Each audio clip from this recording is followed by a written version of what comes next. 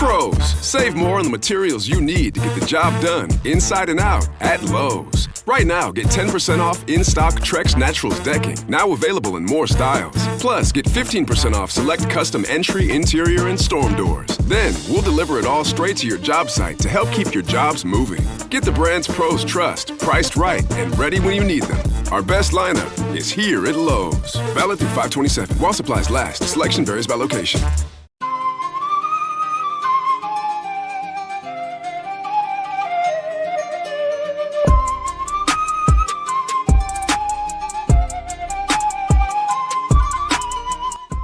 Hey guys, welcome to You the Boss Podcast, episode 79.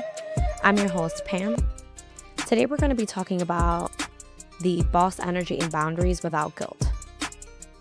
Starting with the definition of boundaries, per Merriam-Webster Dictionary, a boundary is something that indicates or fixes a limit or extent. Whenever we hear about boundaries in this day and age, it's centered around being cold or maybe harsh or you cut everyone off kind of thing. But we're talking about the boundaries that protect your peace without turning you into someone that you're not, without compromising your values and your integrity. If you've ever said yes to something when your body was screaming no, if you've ever felt guilty for resting, for needing space, or for choosing yourself, this episode is for you. Boss energy isn't about doing more. It's not about overloading your plate. It's not about climbing mountains every single day. It's about knowing what and who deserves access to you.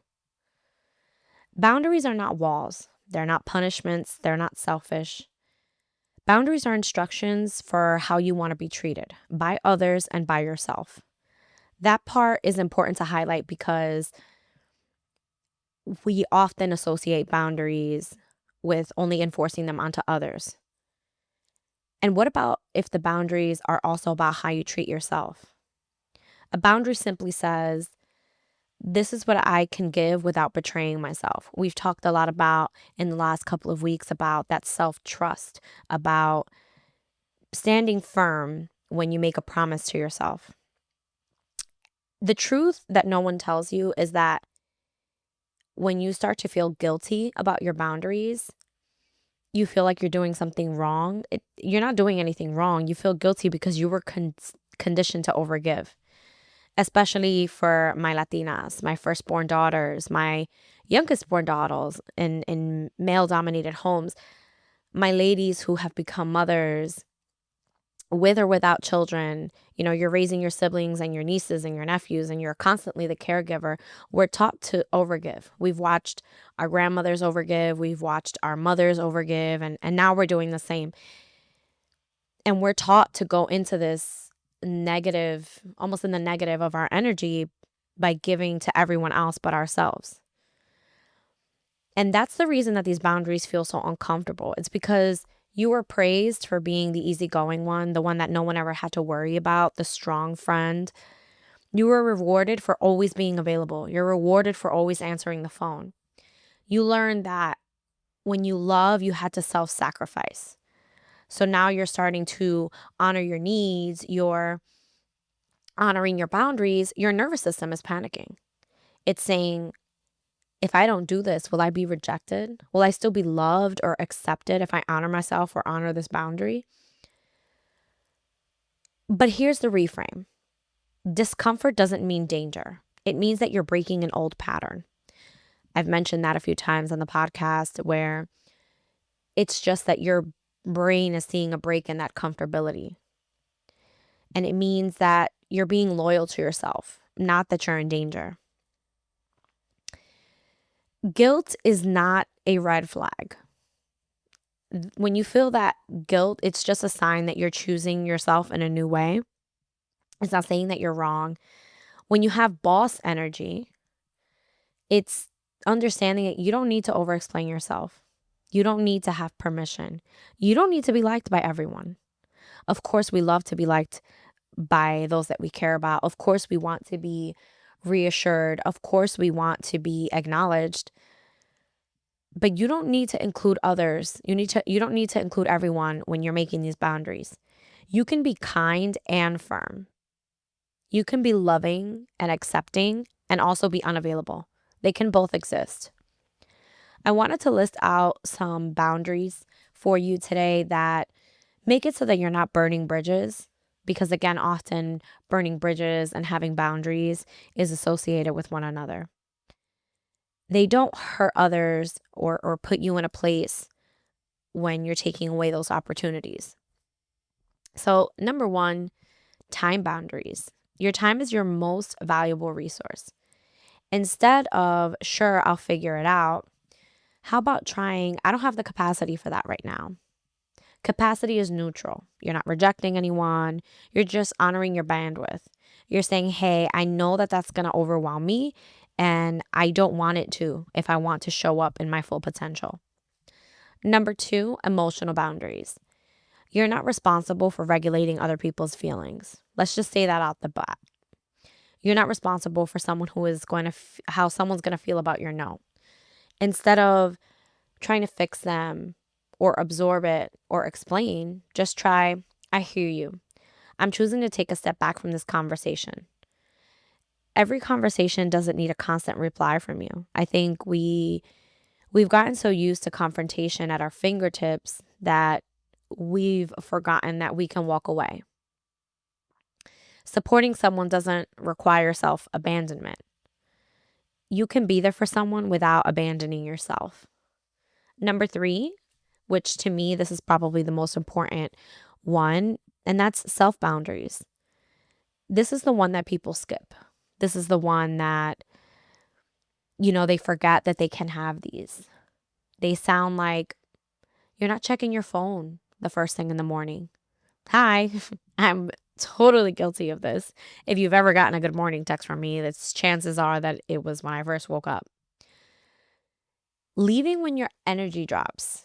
I'm also guilty of this. I don't always do that when I'm in a group of people. And maybe it's resting before you're burnt out. This one I'm actually really proud of. I have worked really hard on this. I consistently work hard on this. Somewhere along the last 3 years, I've recognized that I function much better in all areas of my life when I'm not burnt out. When I make space for rest, boundaries are honored. I feel as though in resting, I show up the best way that I can. And so I absolutely think that resting as a boundary is incredible. Boss energy means you're keeping promises to yourself, not just to everyone else. I want to shift the focus a little bit here on how to set boundaries without over-explaining. I'm calling this the kind of like the cheat code. Short, clear, calm. You don't need a story. You don't need justification. You don't even need to be aggressive or loud. Some examples of that are, that doesn't work for me. I'm unavailable for that. I've decided to do this differently.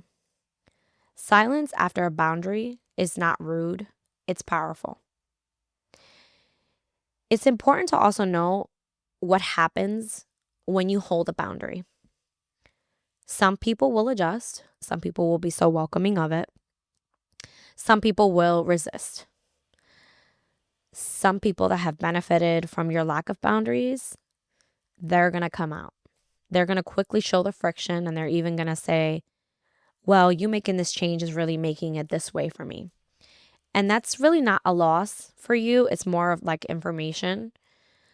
The right people in your life don't need access to all of you. They respect the parts of you that you protect. So to my overworkers, my workaholics who justify always being on for your job, always checking your work emails or your business or the access to you that others have, this part is for you. Honoring boundaries build upon the trust and the respect that you have in place for yourself. This is your boss reminder that your peace is productive. Your rest, you deserve it. Your boundaries are valid even when no one else claps for them. You don't need to feel guilty for protecting the life that you're building. You don't need to feel bad about how your boundaries affect others. I find that people who have the most difficult time with this are often the people who aren't considered when other people have boundaries. So I want to bring that to your attention. The people that you feel the guilt for, do they consider you when they set up their own boundaries that affect you directly? If this episode hit home, I want you to ask yourself one question today.